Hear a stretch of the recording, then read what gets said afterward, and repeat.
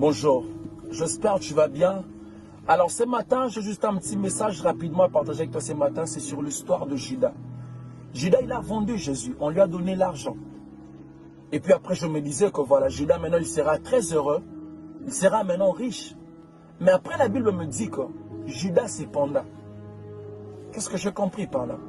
La Bible voulait aussi nous faire comprendre que tu ne gagnes rien du tout en faisant du mal à ton frère.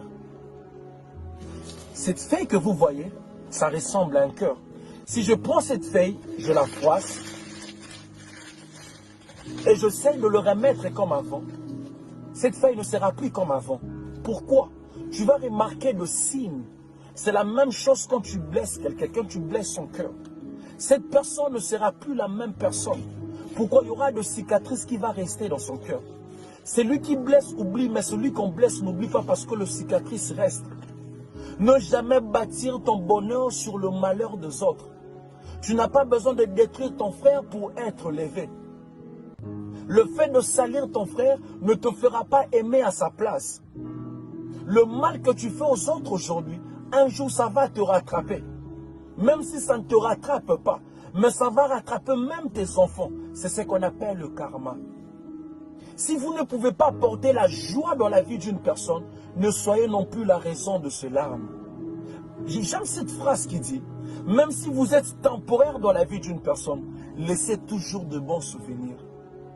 Avant de faire du mal à quelqu'un, mets-toi toujours à sa place.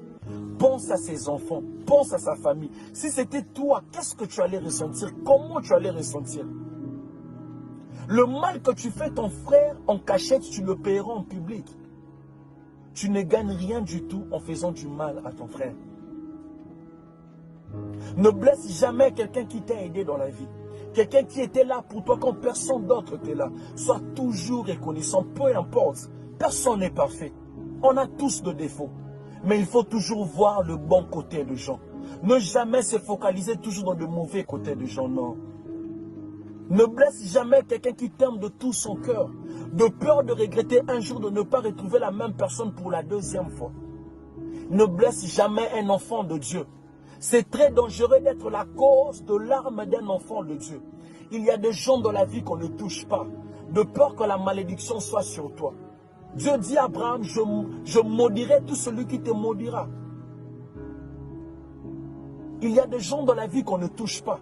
Le diable a tout touché de Job, mais il ne pouvait pas toucher son âme, parce que l'âme de Job était la grâce. On ne touche jamais à la grâce, parce que la grâce, c'est Dieu lui-même. Il y a des gens dans la vie, tu peux toucher à sa réputation, tu peux salir sa réputation, tu peux dire n'importe quoi sur son nom, mais tu ne toucheras jamais à sa grâce. Parce qu'il y a des gens dans la vie qui sont appelés à aller loin, peu importe ce que les gens diront.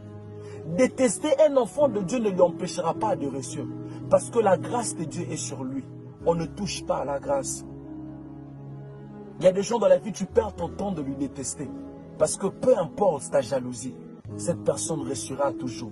Parce qu'il a la grâce de Dieu sur lui. C'est juste ça le petit message que j'allais partager avec toi. Faire du mal à ton frère, tu ne gagneras rien du tout en faisant du mal à ton frère. Alors aimons-nous vivants. Ça ne sert à rien de nous faire du mal. Que mon Dieu te bénisse.